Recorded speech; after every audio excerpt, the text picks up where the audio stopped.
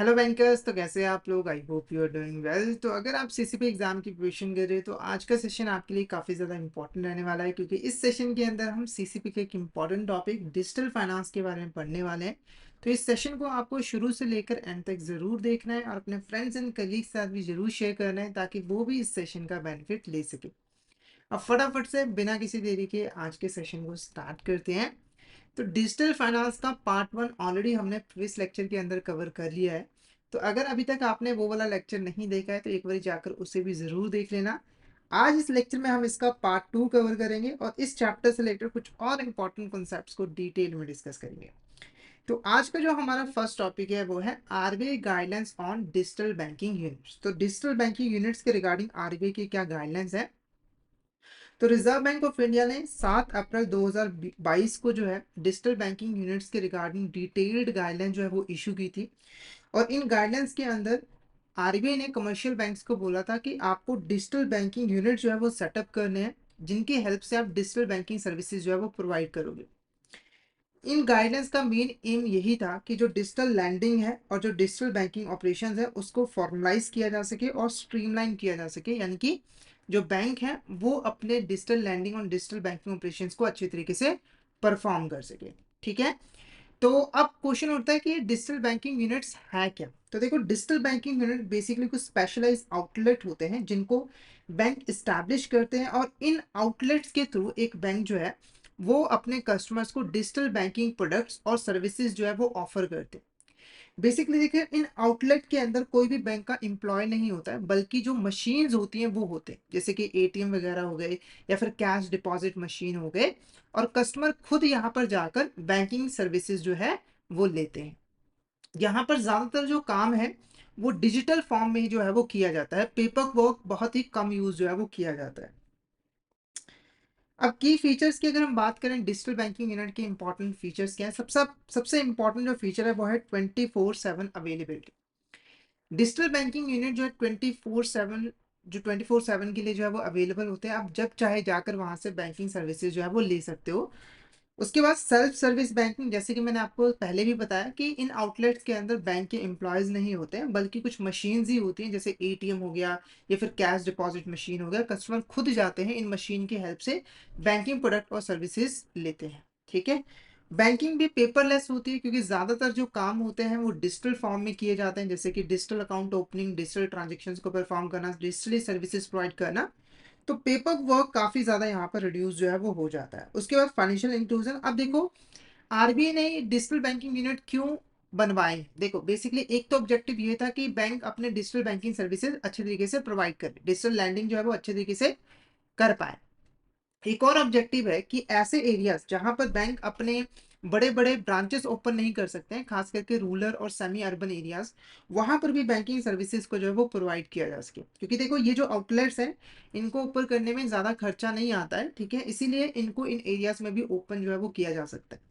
उसके बाद ट्रांजेक्शन जो है वो काफ़ी सिक्योर होती है, क्योंकि देखो ज़्यादातर जो काम है वो डिजिटल फॉर्म में किया जाता है। इसीलिए यहाँ पर काफ़ी सिक्योरिटी मेजर्स का यूज़ किया जाता है, जैसे कि इंक्रिप्शन का यूज़ किया जाता है, बायोमेट्रिक अथेंटिकेशन की जाती है ट्रांजेक्शन को परफॉर्म करने से पहले, और मल्टी फैक्टर सिक्योरिटी जो है वो होती है।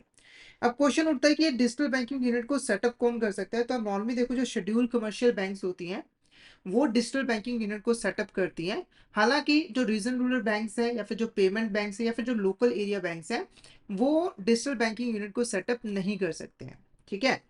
और शेड्यूल कमर्शियल बैंक, सारी शेड्यूल कमर्शियल बैंक नहीं, वो शेड्यूल कमर्शियल बैंक जिनका पहले से ही डिजिटल बैंकिंग के अंदर कुछ ना कुछ काम चल रहा है, यानी कि उनको डिजिटल बैंकिंग का एक्सपीरियंस है, और वो सिर्फ और सिर्फ टायर 1 से लेकर टायर 6 सिटीज के अंदर ही ओपन जो है वो कर सकते हैं। ठीक है। तो कौन कौन डिजिटल बैंकिंग यूनिट्स को सेटअप कर सकते हैं। शेड्यूल कमर्शियल बैंक्स जिनका डिजिटल बैंकिंग के अंदर अच्छा खासा एक्सपीरियंस है, और वो टायर 1 से लेकर टायर 6 सिटीज के अंदर इनको ओपन जो है वो कर सकते हैं। हालांकि जो रीजनल रूरल बैंक्स है, पेमेंट बैंक्स है, लोकल एरिया बैंक्स है, वो डिजिटल बैंकिंग यूनिट को सेटअप नहीं कर सकते। अब ये जो शेड्यूल कमर्शियल बैंक्स है, अगर इन्हें डिजिटल बैंकिंग यूनिट को सेटअप करना हो तो उन्हें आरबीआई की परमिशन की भी जरूरत नहीं पड़ती है। हालांकि अगर आरबीआई ने किसी बैंक को स्पेसिफिकली बोला है कि अगर आप ओपन करोगे इस पर्टिकुलर एरिया के अंदर तो आपको परमिशन लेनी पड़ेगी, तब तो लेना ही पड़ेगा, वहां पे तो कोई चारा नहीं है। बस नॉर्मल केसेस के अंदर आरबीआई की परमिशन की जरूरत जो है वो नहीं पड़ती है। अब बात करेंगे यहाँ पर डिजिटल बैंकिंग यूनिट के फीचर्स की, कि डिजिटल बैंकिंग यूनिट कैसा होना चाहिए। देखो सबसे पहली चीज, जो डिजिटल बैंकिंग यूनिट है उसके लिए एक अलग से बिल्डिंग जो है वो चाहिए।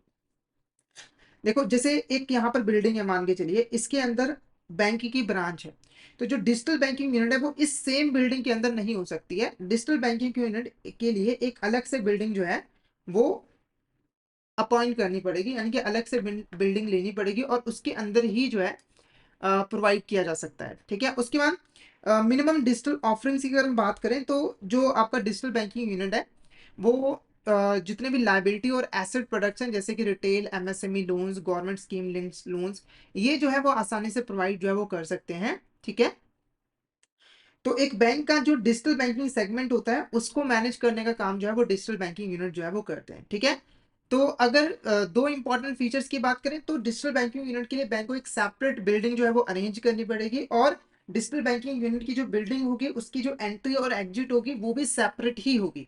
वो किसी भी तरीके से बैंक की ब्रांच या फिर किसी और आउटलेट के साथ जो है वो लिंक्ड नहीं होनी चाहिए, ये इंडिपेंडेंटली जो है वो काम करेगी।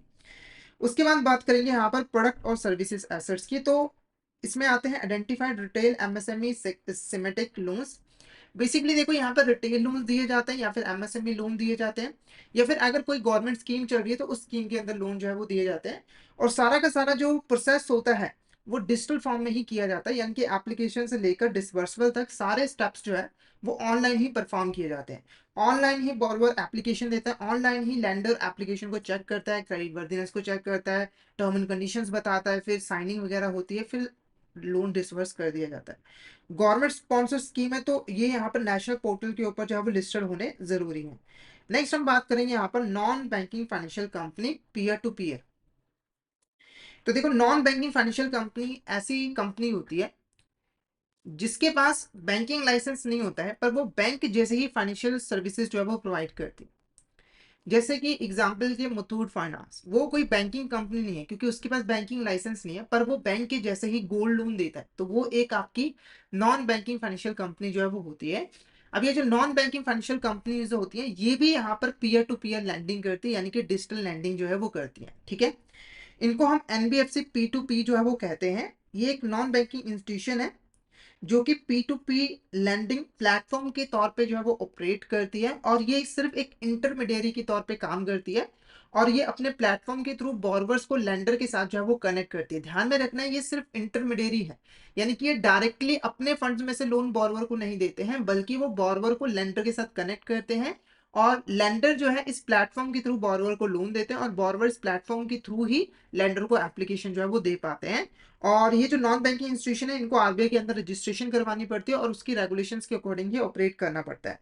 फिर आता है यहाँ पर eligibility and scope of activities of NBFC P to P. तो यहाँ पर एलिजिबिलिटी क्राइटेरिया क्या है, अगर कोई company NBFC P to P बनना चाहती है तो उसे क्या क्या कंडीशंस फुलफिल करनी पड़ेगी और कौन कौन सी एक्टिविटीज वो परफॉर्म कर सकते हैं। सबसे पहली चीज है रजिस्ट्रेशन रिक्वायरमेंट। ठीक है, तो देखो किसी भी कंपनी को अगर नॉन बैंकिंग फाइनेंशियल कंपनी बनना है तो उसे कंपनीज एक्ट 2013 के अंदर रजिस्ट्रेशन करवानी पड़ेगी। देखो इंडिया के अंदर जितनी भी कंपनीज होती हैं अगर वो कंपनी कहलाना चाहती है तो उन्हें कंपनीज एक्ट 2013 के अंदर रजिस्ट्रेशन करवानी कंपलसरी है। तो नॉन बैंकिंग फाइनेंशियल कंपनी भी एक तरह की कंपनी है, तो इसीलिए उसे कंपनीज एक्ट 2013 के अंदर रजिस्ट्रेशन करवाना पड़ता है। उसके बाद उसे आरबीआई के अंदर भी रजिस्ट्रेशन करवानी पड़ती है और उससे एक NBFC P to P certificate जो है वो लेना पड़ता है, और उसे रजिस्ट्रेशन तभी मिलती है अगर उसकी जो मिनिमम नेट ओन फंड है वो 2 करोड़ जो है वो रहे, तभी उसको यहाँ पर मिलेगा। ठीक है, तो पहला रिक्वायरमेंट आपको समझ आ चुका है ना, पहले कंपनीज एक्ट के अंदर रजिस्ट्रेशन, फिर आरबीआई के अंदर रजिस्ट्रेशन, आरबीआई के अंदर रजिस्ट्रेशन तब मिलेगी अगर उसका जो मिनिमम नेट ओन फंड है वो 2 करोड़ रुपीज है। उसके बाद बात करते हैं यहाँ पर बिजनेस मॉडल की, तो मैंने पहले ही बताया कि ये एक इंटरमीडियरी के तौर पे काम करता है और ये एक मार्केट प्लेस जो है वो प्रोवाइड करता है बॉर्गर्स और लैंडर्स को, जिसके थ्रू वो आपस में कनेक्ट करके लैंडिंग और बॉर्विंग कर पाते हैं। अब ये जो एनबीएफसीज होती हैं ये पब्लिक से डिपॉजिट एक्सेप्ट जो है वो नहीं कर सकती है, आरबीआई ने इसके ऊपर रिस्ट्रिक्शन लगाई हुई है। साथ के साथ ये जो एनबीएफसी है वो अपने फंड्स में से भी लोन जो है वो प्रोवाइड नहीं कर सकती है, ना ही किसी भी तरह की क्रेडिट इनहांसमेंट कर सकती है, ना ही कोई भी गारंटी प्रोवाइड कर सकती है, ना ही कोई सिक्योर्ड लोन प्रोवाइड कर सकती है। ये सिर्फ और सिर्फ क्लीन और अनसिक्योर्ड लोन ही जो है वो प्रोवाइड कर सकते हैं।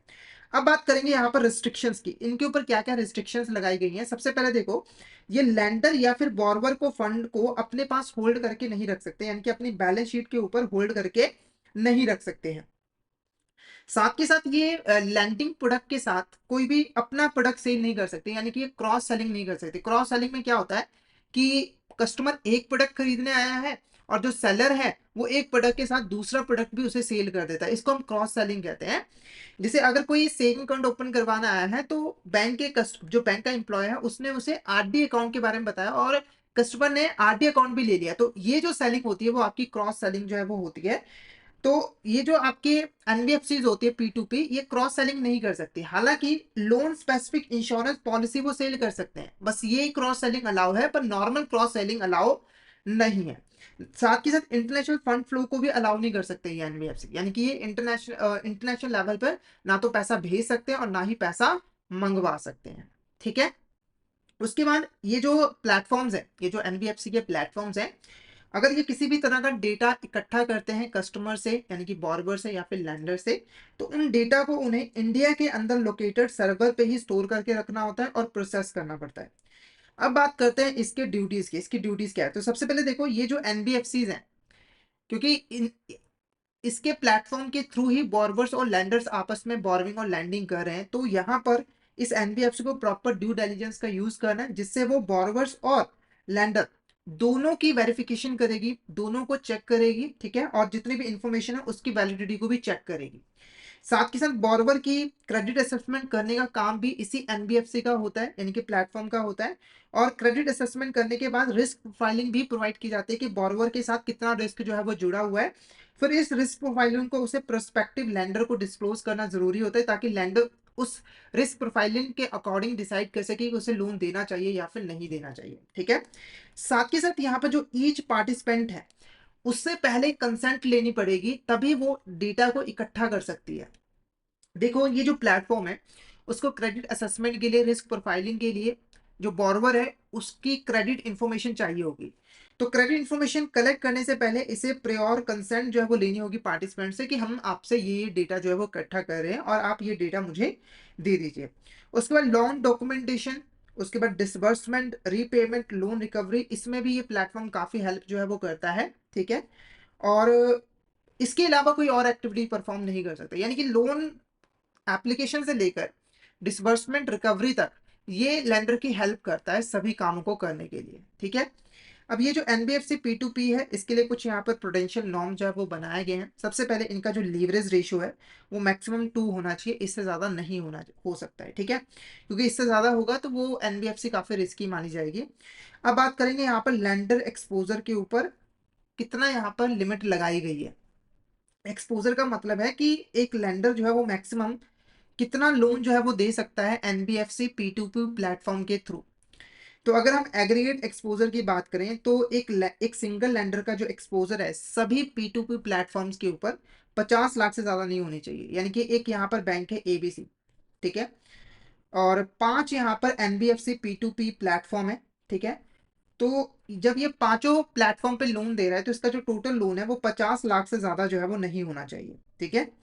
उसके बाद अगर कोई लेंडर है जो कि यहाँ पर सभी P2P प्लेटफॉर्म को मिलाकर 10 लाख से ज्यादा लोन दे रहा है, यानी कि इन्वेस्ट कर रहा है, तो उसे एक चार्टर्ड अकाउंटेंट से सर्टिफिकेट लेना होगा और सर्टिफिकेट जो है वो कंफर्म करेगा कि जो लेंडर है उसकी जो मिनिमम नेटवर्थ है वो 50 लाख या फिर उससे ज्यादा है। ठीक है।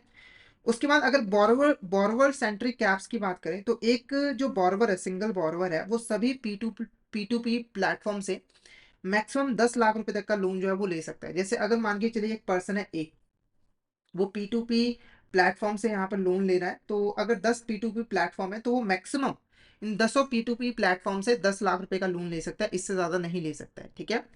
उसके बाद एक सिंगल लैंडर एक्सपोजर की अगर हम यहाँ पर बात करें तो एक सिंगल लैंडिंग एक्सपोजर जो है सेम बॉर्रोवर के केस में 50,000 से ज्यादा नहीं होनी चाहिए, यानी कि एक एक सिंगल जो लेंडर है वो एक बॉर्रोवर को 50,000 से ज्यादा लोन जो है वो नहीं दे सकता है। अब यहाँ पर आप थोड़ा सा कंफ्यूज हो रहे होंगे, मैं थोड़ी सी कंफ्यूजन यहाँ पर दूर कर देता हूँ। तो देखो अगर हम लेंडर के एक्सपोजर की बात करें तो उसका जो एग्रीगेट एक्सपोजर है सभी बॉर्वर्स का मिलाकर वो 50 लाख से ज्यादा नहीं होना चाहिए। ठीक है। उसके बाद एक बॉर्वर को जो लेंडर है वो मैक्सिमम 50,000 से ज्यादा लोन जो है वो नहीं दे सकता है। ठीक है। अब थोड़ा सा आपको क्लियर हो गया होगा। अगर हम मैक्सिमम लोन टेन्योर की बात करें तो वो है 36 मंथ, यानी कि 36 महीने से ज्यादा के लिए लोन जो है वो नहीं दिया जा सकता है। और बॉर्बर और लेंडर को सर्टिफाई करना पड़ेगा कि जब वो लोन वगैरह ले रहे हैं, लैंडिंग वगैरह कर रहे हैं, तो वो इन लिमिट्स को फॉलो कर रहे हैं और इन लिमिट्स के अंदर ही लैंडिंग और बॉर्बिंग की जा रही है। अब बात करते हैं यहाँ पर रिस्क अवेयरनेस की। तो जो लेंडर है वो यहाँ पर सभी रिस्क को अंडरस्टैंड करेगा और डिक्लेयर करेगा कि मैं सभी रिस्क को जानने के बाद ही लोन जो है वो दे रहा हूँ। और ये जो P2P प्लेटफॉर्म है, ये किसी भी तरह की गारंटी प्रोवाइड नहीं करेंगे प्रिंसिपल या फिर इंटरेस्ट की, यानी कि सारा का सारा जो रिस्क होता है वो लेंडर का ही रहता है। ठीक है, अब एक क्विक रेफरेंस टेबल देखते हैं। जो हमारा डिजिटल बैंकिंग यूनिट था और जो NBFC P2P लैंडिंग प्लेटफॉर्म था, इनके बीच में क्या डिफरेंस है ये थोड़ा सा हम डिस्कस करेंगे। पहले हम यहाँ पर बात करेंगे रेगुलेटर की। तो डिजिटल बैंकिंग यूनिट के जो रेगुलेटर है वो है RBI, और NBFC P2P प्लेटफॉर्म का जो रेगुलेटर है वो भी RBI है। कोर फंक्शन की बात करें तो ये जो डिजिटल बैंकिंग यूनिट है ये बेसिकली बैंक की एक स्पेशलाइज आउटलेट होती है जो कि बैंकिंग प्रोडक्ट और सर्विसेज को ऑफर करती है अपने कस्टमर को डिजिटल फॉर्म में। ठीक है, और ये एक इंटरमीडियरी होता है जो कि यहाँ पर एक डिजिटल लैंडिंग प्लेटफॉर्म के तौर पे काम करता है, और ये बॉर्बर्स और लैंडर्स को आपस में कनेक्ट करता है, और ये खुद से कोई भी लैंडिंग नहीं करता है। प्रोडक्ट कवरेज की बात करें तो ये जो डिजिटल बैंकिंग यूनिट है ये लाइबिलिटीज और एसेट प्रोडक्ट दोनों ही ऑफर कर सकता है, यानी कि ये डिपॉजिट भी एक्सेप्ट कर सकता है और लोन वगैरह भी दे सकता है। और ये जो P2P लैंडिंग प्लेटफॉर्म है ये सिर्फ और सिर्फ अनसिक्योर्ड लोन ही जो है वो दे सकते हैं, और ये लोन भी ये खुद से नहीं देंगे बल्कि लैंडर के थ्रू बॉर्बर को दिलवाएंगे। ऑनरशिप सेटअप की बात करें तो schedule commercial bank with digital experience वो इसे सेटअप कर सकते हैं, हालांकि regional rural bank, local area banks और पेमेंट बैंक इसको सेटअप नहीं कर सकते हैं।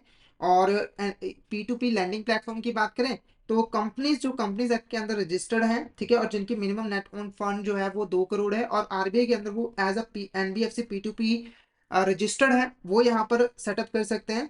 उसके बाद मेन रिस्ट्रिक्शन की बात करें तो ये फिजिकली एग्जिस्टिंग ब्रांच से सेपरेट होना चाहिए, और इसकी रिस्ट्रिक्शन की बात करें तो कोई भी डिपॉजिट एक्सेप्ट नहीं कर सकता है, साथ ही साथ ना ही कोई क्रॉस सेलिंग कर सकता है और ना ही कोई इंटरनेशनल फंड को एक्सेप्ट कर सकता है, ना ही उसे डिसबर्स कर सकता है।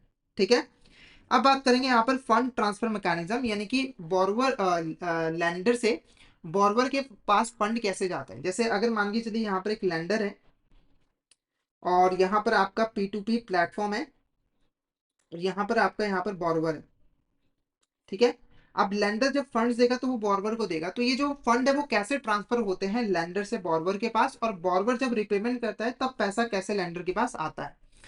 तो इसके लिए यूज किया जाता है एस्क्रो अकाउंट्स, और ये जो एस्क्रो अकाउंट्स होता है वो बेसिकली बैंक के द्वारा प्रमोट किया गया एक ट्रस्टी के पास मेंटेन किया जाता है, और इस अकाउंट के अंदर ही पैसे आते और जाते हैं। तो मिनिमम दो एस्क्रो अकाउंट्स होते हैं, मिनिमम दो एस्क्रो अकाउंट्स होते हैं। पहला अकाउंट होता है जहां पर जब लेंडर पैसा बॉर्बर को देता है, जब लेंडर पैसा बॉर्बर को देता है तो कुछ समय के लिए जो पैसा है उसे इस अकाउंट के अंदर होल्ड करके जो है वो रखा जाता है। जैसे लेंडर ने 15 तारीख को यहाँ पर फंड डिसबर्स किए तो ये पैसा इस अकाउंट के अंदर आएगा। फिर उसके बाद मान लो 10 दिन का टाइम गैप था, तो 10 दिन के बाद यहाँ पर बॉर्बर को पैसा दिया गया, तो 10 दिनों के लिए ये जो पैसा है ये एस्क्रो अकाउंट के अंदर होल्ड करके रखा जाएगा। जब रिपेमेंट की बारी आएगी तो जो बॉर्बर्स है वो भी पैसा जब भेजेंगे तो वो पैसा पहले दूसरे एस्क्रो अकाउंट के अंदर आएगा, और उसके बाद कुछ टाइम के बाद वो लेंडर के पास जो है वो चला जाएगा। कोई भी कैश ट्रांजेक्शन यहाँ पर इन्वॉल्व नहीं होती है, सारा का सारा जो फंड फ्लो होता है वो डिजिटल फॉर्म में ही जो है वो होता है। उसके बाद जो NBFC P2P प्लेटफॉर्म्स हैं, अगर फंड्स इन ट्रांजिट है, मतलब फंड्स इन ट्रांजिट का मतलब है कि जैसे 10 दिन का गैप मैंने आपको दिखाया था ना कि लैंडर ने पैसा दे दिया, पर 10 दिन के लिए फंड जहाँ अकाउंट के अंदर होल्ड करके रखे गए हैं और 10 दिन के बाद बॉर्बर के पास पैसा गया, तो ये जो 10 दिन है ये वो टाइम पीरियड है जब मनी इन ट्रांजिट है। तो ये जो ये टाइम पीरियड है ना 10 दिन का, इसके इसके अंदर जो है जो आपका NBFC P2P प्लेटफॉर्म है वो यहाँ पर इन्वेस्टमेंट जो है वो कर सकता है इन फंड्स को, पर ध्यान में रखना है कि ये जो इन्वेस्टमेंट की जाएगी वो रिस्क फ्री सिक्योरिटीज के अंदर की जाएगी, और इसको RBI ही अप्रूव जो है वो करेगा, यानी कि RBI अप्रूव सिक्योरिटीज में ही इन्वेस्ट जो है वो की जाएगी। और ये ट्रेडिंग के पर्पस के लिए इन्वेस्टमेंट नहीं की जाएगी बल्कि फंड्स को सिक्योर करके रखने के लिए ये जो इन्वेस्टमेंट है वो की जाएगी। अब बात करेंगे यहाँ पर क्रेडिट इन्फॉर्मेशन एंड डिस्क्लोजर्स की। तो देखो जो क्रेडिट इन्फॉर्मेशन कंपनी है उसे रिपोर्टिंग करनी जरूरी होती है। क्रेडिट इन्फॉर्मेशन कंपनी ऐसी कंपनी होती है जो कि इंडिया के अंदर सभी इंडिविजुअल्स का क्रेडिट रिलेटेड डेटा जो है वो कलेक्ट करती है और अपने पास स्टोर करके रखती है, और जरूरत पड़ने पर जो फाइनेंशियल इंस्टीट्यूशन है उनको प्रोवाइड भी करती है। तो ये जो NBFC P2P प्लेटफॉर्म्स है इनको सभी क्रेडिट इन्फॉर्मेशन कंपनी जो कि इंडिया के अंदर ऑपरेट करे उनका मेंबर बनना जरूरी है। ठीक है, और जब भी वो कोई लैंडिंग वगैरह करते हैं तो उसके रिगार्डिंग एक्यूरेट, कंप्लीट और up to date credit data जो है उन्हें मंथली बेसिस के ऊपर एटलीस्ट क्रेडिट इंफॉर्मेशन कंपनीज को जो है वो देना पड़ता है, ठीक है। और ये जो काम है वो पार्टिसिपेंट की कंसेंट की हेल्प से ही जो है वो हो पाता है। उसके बाद है डिस्क्लोजर टू लैंडर और बॉर्वर्स। अब ये जो प्लेटफॉर्म्स है ना, इसको इन्फॉर्मेशन लैंडर और बॉर्वर को भी डिस्क्लोज करनी पड़ती है। पहले अगर हम बात करें कि लैंडर की, तो लैंडर को कौन कौन सी इन्फॉर्मेशन डिस्क्लोज की जाती है। सबसे पहले बॉर्वर की डिटेल्स, जैसे उसकी पर्सनल आइडेंटिटी, कितना लोन अमाउंट वो चाहता है, इंटरेस्ट रेट कितना वो देना चाहता है, ये सारी इन्फॉर्मेशन दी जाती है। फिर प्लेटफॉर्म ने जो क्रेडिट स्कोर कैलकुलेट किया है क्रेडिट असेसमेंट के बाद, वो भी बताया जाता है। लोन की जो टर्म एंड कंडीशन है वो भी यहाँ पर बताई जाती है। रीपेमेंट शेड्यूल क्या चाहता है बॉर्वर, फीस कितनी देगा, टैक्सेस कितने एप्लीकेबल होंगे, मतलब बॉर्वर के बिहाफ पर ये डिस्क्लोज जो है वो करता है। फिर उसके बाद एक्सपेक्टेड रिटर्न्स क्या हो सकते हैं, यानी कि लैंडर को कितने रिटर्न्स यहाँ पर मिल सकते हैं। उसके बाद बॉर्बर को भी कुछ इन्फॉर्मेशन देनी जरूरी है। बॉर्बर को क्या क्या इन्फॉर्मेशन दी जाएगी, सबसे पहले यहाँ पर लैंडर की जो डिटेल्स है वो दी जाएगी, जैसे कि लैंडर कितना अमाउंट ऑफर कर रहा है बॉर्बर को, इंटरेस्ट रेट कितना वो चार्ज कर रहा है, ठीक है। उसके बाद लैंडर की कोई भी पर्सनल आइडेंटिटी या फिर कॉन्टैक्ट इन्फो जो है वो रिवील नहीं की जाएगी प्लेटफॉर्म के द्वारा बॉर्बर को, ये प्राइवेट रखा जाएगा। डाटा प्राइवेसी की बात करें तो जो एनबीएफसी पी2पी है वो यहाँ पर पार्टिसिपेंट्स की जो इन्फॉर्मेशन यानी कि बॉर्वर की जो इन्फॉर्मेशन है वो किसी थर्ड पार्टी के साथ शेयर नहीं कर सकते हैं। हालांकि अगर बॉर्वर ने कंसेंट दी है एक्सप्लिसिटली कि हाँ आप शेयर कर सकते हैं थर्ड पार्टी के साथ, तब ये प्लेटफॉर्म थर्ड पार्टी के साथ डेटा को शेयर कर सकते हैं, अदरवाइज नहीं कर सकते हैं। उसके बाद ये जो आपकी एनबीएफसी पी2पी है, इनको अपनी वेबसाइट के ऊपर भी कुछ डिस्क्लोजर जो है वो करने पड़ते हैं, ताकि पब्लिक अवेयरनेस को क्रिएट किया जा सके, पब्लिक अवेयरनेस को बढ़ावा दिया जा सके। जैसे कि जब यहाँ पर क्रेडिट असेसमेंट की गई तो उसका जो स्कोर आया वो क्या था, और कौन सी मेथोलॉजी यहाँ पर यूज की गई है क्रेडिट स्कोर को कैलकुलेट करने के लिए। साथ के साथ इस प्लेटफॉर्म की डाटा यूसेज और प्रोटेक्शन पॉलिसी क्या है, यानी कि वो डाटा को किस किस पर्पस के लिए यूज करते हैं और वो डाटा को कैसे यहाँ पर प्रोटेक्ट करते हैं। ग्रीवेंस रिड्रेसल मैकेनिज्म कौन सा है, कौन कौन से ऑफिसर्स हैं जहाँ पर कंप्लेंट्स की जा सकती है, उनकी कॉन्टैक्ट डिटेल्स भी दी जाती है। पोर्टफोलियो की परफॉर्मेंस क्या रही है, जैसे कि मंथली अपडेट देने जरूरी है कि कौन कौन सी एसेट जो है वो नॉन परफॉर्मिंग एसेट्स बन चुकी हैं। और एनपीए को ब्रेक डाउन भी करना जरूरी है उसकी एज के हिसाब से, जैसे कोई 5 साल से एनपीए तो उसको अलग, कोई 10 साल से एनपीए तो उसको अलग यहाँ पर जो है वो करना जरूरी है। उसके बाद ब्रॉड बिजनेस मॉडल को भी एक्सप्लेन करना जरूरी है कि ये जो प्लेटफॉर्म है इसका बिजनेस मॉडल जो है वो क्या है। और प्लेटफॉर्म के ऊपर जब भी कोई इंटरेस्ट रेट जो है वो शो किया जाएगा तो वो इंटरेस्ट रेट हमेशा एनुअलाइज परसेंटेज रेट पे ही जो है वो शो किया जाएगा, मंथली, वीकली या डेली बेसिस पे नहीं। जैसे अगर कोई इंटरेस्ट है, मंथली का इंटरेस्ट है 1%, पर एनुअलाइज कितना है उसका 12%, तो प्लेटफॉर्म के ऊपर 12% इंटरेस्ट ही जो है वो शो किया जाएगा, ना कि 1%, ठीक है। उसके बाद फेयर प्रैक्टिस कोड, तो ये जो एनबीएफसी पी2पी है इसे फेयर प्रैक्टिस कोड जो है वो एक्सेप्ट करना है, अडॉप्ट करना है और इसे अपनी वेबसाइट के ऊपर भी उसे पब्लिश करना जरूरी है, ताकि एक स्टेक होल्डर या फिर कस्टमर को पता लग सके कि उनके क्या क्या राइट्स हैं जब वो इस प्लेटफॉर्म के साथ डील कर रहे हैं, और इन प्लेटफॉर्म की क्या क्या रिस्पॉन्सिबिलिटीज हैं, ताकि कोई भी डिस्प्यूट वगैरह जो है वो ना हो सके और कस्टमर के साथ भी किसी भी तरह की नाइंसाफी वगैरह जो है वो ना हो सके, ठीक है। तो ये हमारा यहाँ पर चैप्टर था आज का। तो ये हमारे यहाँ पर पार्ट 2 था। पार्ट 1 ऑलरेडी हमने प्रीवियस लेक्चर के अंदर कवर कर लिया है। तो अगर आपने वो लेक्चर नहीं देखे तो एक बार जाकर उसे भी जरूर जो है वो देख लेना। और अगर आप सीसीपी एग्जाम की प्रिपरेशन अच्छी तरीके से करना चाहते हो तो आपको हमारे कोर्स में एनरोल कर लेना है, जहां पर आपको सीसीपी का फुल सिलेबस जो है वो कंसेप्चुअल वीडियोस की फॉर्म में मिल जाता है। और हमारे वीडियोस की ड्यूरेशन भी काफ़ी कम होती है, जिससे आप बहुत ही कम टाइम में सीसीपी एग्जाम की प्रिपरेशन कर सकते हो। इन वीडियोस के अलावा हम आपको mock test, mega mock test भी प्रोवाइड करते हैं, जिससे आप आसानी से प्रैक्टिस कर सकते हो, रिवीजन कर सकते हो। और ये जो हमारी लाइव क्लास होती है वो आपको रिकॉर्डेड फॉर्म में मिल जाती है। तो अगर आप सिस्वी एग्जाम की प्रिपरेशन अच्छी तरीके से करना चाहते हो तो फटाफट से हमारे कोर्स में एनरोल कर लीजिए। हमारे जो कोर्सेज है वो इजीली एक्सेसिबल है। आपको हमारे ऐप जो है वो ऐप स्टोर, प्ले स्टोर दोनों ही जगहों पे मिल जाएंगे। आपको जस्ट टाइप करना है लर्निंग सेशन आईबीएफ एग्जाम्स, और इन ऐप के थ्रू आप हमारे कोर्सेज में एनरोल कर सकते हो। और अगर आप अभी हमारे कोर्स में एनरोल करोगे तो आपको 82% तक का डिस्काउंट जो है वो मिल जाएगा हमारे कोर्सेज पे। तो जल्दी से जल्दी हमारे कोर्स में जो है वो एनरोल कर लीजिए, क्योंकि ये जो ऑफर है वो लिमिटेड टाइम पीरियड के लिए है। और टेलीग्राम चैनल को भी जरूर ज्वाइन कर लेना, क्योंकि हम इसमें एग्जाम से रिलेटेड, क्लासेस से रिलेटेड जितने भी इंपॉर्टेंट अपडेट्स हैं वो डालते रहते हैं। और अगर आपको भी किसी भी तरह की क्वेरी आती है तो आप इस चैनल पे मैसेज कर सकते हो। तो फटाफट से हमारे टेलीग्राम चैनल को ज्वाइन कर लीजिए, ताकि कोई इंपॉर्टेंट अपडेट आपसे मिस ना हो जाए। इसका लिंक आपको वीडियो के डिस्क्रिप्शन बॉक्स में मिल जाएगा। तो आज का सेशन हम यहीं पे ओवर करते हैं। तो इस सेशन के बारे में बता दूं कि ये हमारे यहाँ पर सीसीपी के लाइव सेशन चल रहे हैं, जहाँ पर हम सीसीपी के फुल सिलेबस को कॉन्सेप्चुअल वीडियोस की फॉर्म में जो है वो कवर कर रहे हैं। तो अगर आपको अच्छे तरीके से सीसीपी एग्जाम की प्रिपरेशन करनी है तो आपको इन लाइव सेशंस को रेगुलरली बेसिस पे जो है वो अटेंड करना होगा। अगर आपने प्रीवियस क्लास को ये मिस कर दिया है तो 20 से ज़्यादा चैप्टर हो चुके हैं, तो उन वीडियोस के लिंक आपको वीडियो के डिस्क्रिप्शन बॉक्स में मिल जाएंगे। तो जाकर एक बार उन वीडियोस को भी ज़रूर जो है वो देख लेना, और हमारी अपकमिंग लाइव सेशन को ज्वाइन करने के लिए हमारे यूट्यूब चैनल को सब्सक्राइब कर लेना और नोटिफिकेशन बेल भी ज़रूर जो है वो दबा देना।